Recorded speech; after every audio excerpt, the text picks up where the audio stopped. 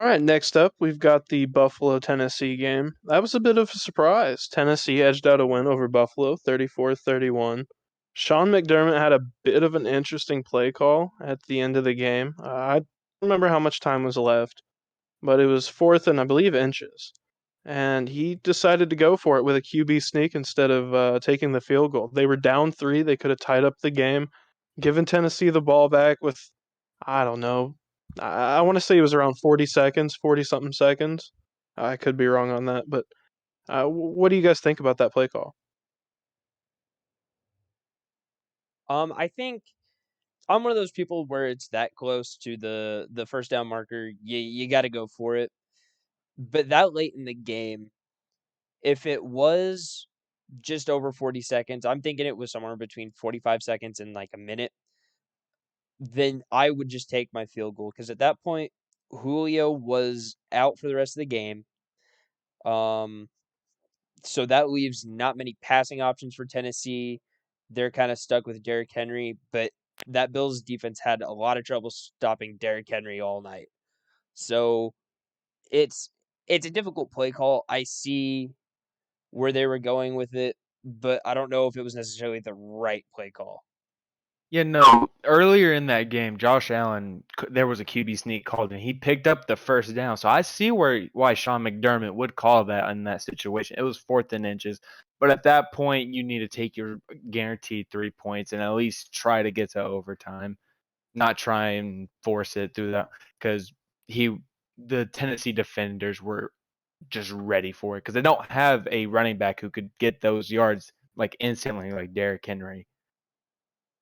Yeah, honestly, I think it was the decision has all to do with Derrick Henry, and I just don't think that McDermott thought his defense would be able to stop him in overtime if it came down to it, and I don't think they would have, truthfully. Uh, Tennessee's stats: Tannehill had 216 yards with no touchdowns and a pick. He did have a rushing touchdown though. Derrick Henry had himself a day, 20 attempts, 143 yards. That's averaging 7.2 a carry, three touchdowns.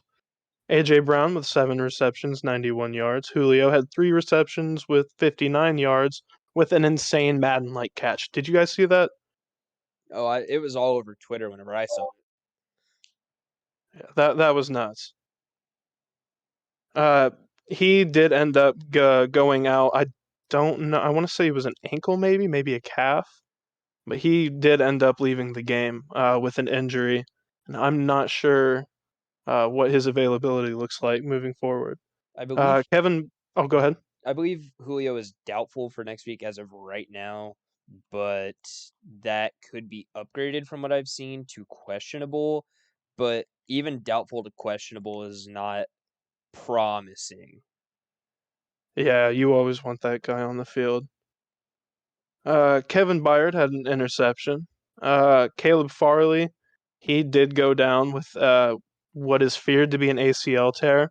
I don't know if they've officially released it, but that's what it's sounding like. Taylor Lewan scared us with an injury. It looked like a blow to the head, maybe. As he was falling, he got carted off, but he's reportedly doing well, so that's great to hear. Buffalo's stats: Josh Allen had himself a good game. 353 passing yards, three touchdowns. He did have a pick, and he also had 26 rushing yards. Uh, the Bills had 82 total rushing yards, with Singletary had 27 on five attempts. Zach Moss had 24 yards on eight attempts. Emmanuel Sanders led the team in receiving yards with 91 with five receptions. Stephon Diggs had 89 yards with a touchdown. And Cole Beasley had seven receptions with 88 yards. Dawson Knox, who he fractured his hand. That's not good news for the Bills moving forward. He's been a really key piece for that offense as of late. Uh, and Josh Allen actually had a receiving 2 point conversion. I don't know if you guys saw that. I Yeah, did they see it.